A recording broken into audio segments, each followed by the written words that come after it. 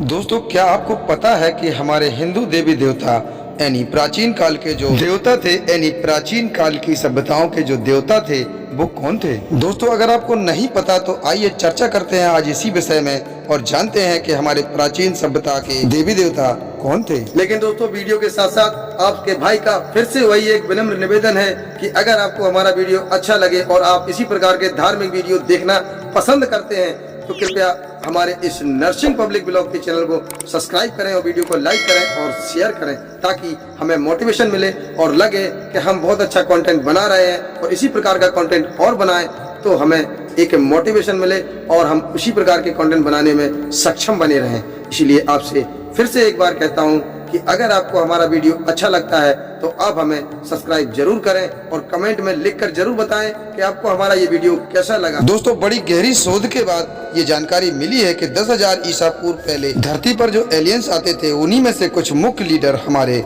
देवी देवता थे। अब दोस्तों, यह सब सुनकर आपको आश्चर्य हो रहा होगा, लेकिन वास्तविक बात यही सत्य है। दोस्तों, क्या भगवान शिव और अन्य हिंदू देवी देवता एलियंस थे? दोस्तों, अगर इस बारे में शोधकर्ताओं की हिस्ट्री के बारे में जाने तो प्राचीन सभ्यताओं के देवता एलियंस ही थे, कोई और नहीं। दुनिया के शोधकर्ता मानते हैं कि लगभग आज से 10,000 ईसा पूर्व धरती पर एलियंस उतरे और उन्होंने सबसे पहले इंसानी कबीलों के सरदारों को ज्ञान दिया और उसके बाद राजाओं को अपना संदेश वाहक बनाया। इंसानों ने उन्हें अपना फरिश्ता माना।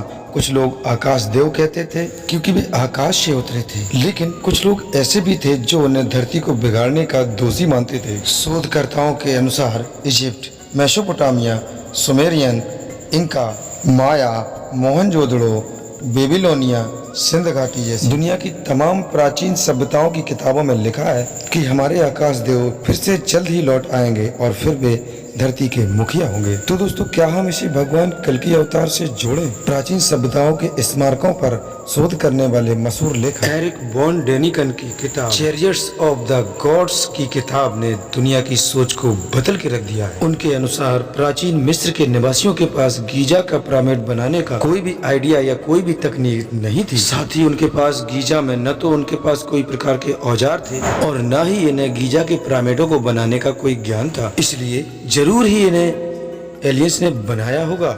अगर भारत की बात करें तो भारत में काफी ऐसे प्राचीन मंदिर हैं जिन्हें आज के मानव आधुनिक तकनीक से भी नहीं बनाया जा सकता। मशहूर लेखक डेनिकन ने यह साबित किया अपनी थ्योरी से कि पूरे विश्व में बहुत समय पहले से एलियन आते जाते रहे हैं और ये मशहूर लेखक 1971 में कोलकाता गए थे। वे अपनी एलियंस थ्योरी के लिए वैदिक संस्कृत में कुछ तलाशना चाहते थे। वो वहाँ जाकर यहाँ के एक संस्कृत कॉलेज में गए। वहाँ जाकर उनकी मुलाकात प्रोफेसर दिलीप कांजीराव से हुई थी। प्रोफेसर ने प्राचीन भारतीय ग्रंथों का आधुनिकीकरण किया था। देवताओं की विमान यात्रा और देवताओं के विमान के बारे में जानकर बॉर्न को अपनी ओर आकर्षित किया। बॉर्न ने माना कि ये वैदिक विमान वाकई में असली नट बोल्ट से बने एयरक्राफ्ट थे। उन्होंने ये इन ग्रंथों के शोध के आधार पर कहा कि हिंदू देवता वास्तव में एक फ्लाइंग मशीन में बैठकर स्वर्ग से धरती पर आते थे और बॉर्न को हमारे मंदिरों के आकार में भी विमान दिखे। उन्होंने ये जानने के लिए लंबे समय तक शोध किया कि भारत में बने जितने भी मंदिर हैं उनके आकार विमान जैसे क्यों दिखाई देते हैं। ब्राउन के मुताबिक ये खोज का विषय है कि आखिरकार मंदिर की आकार की कल्पना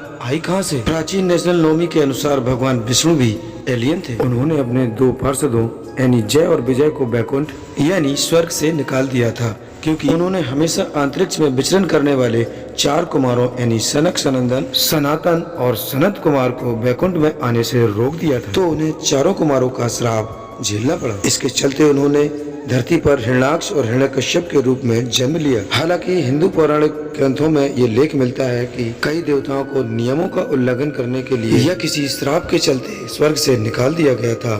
फिर उन्हें धरती पर दिन गुजारने होते थे।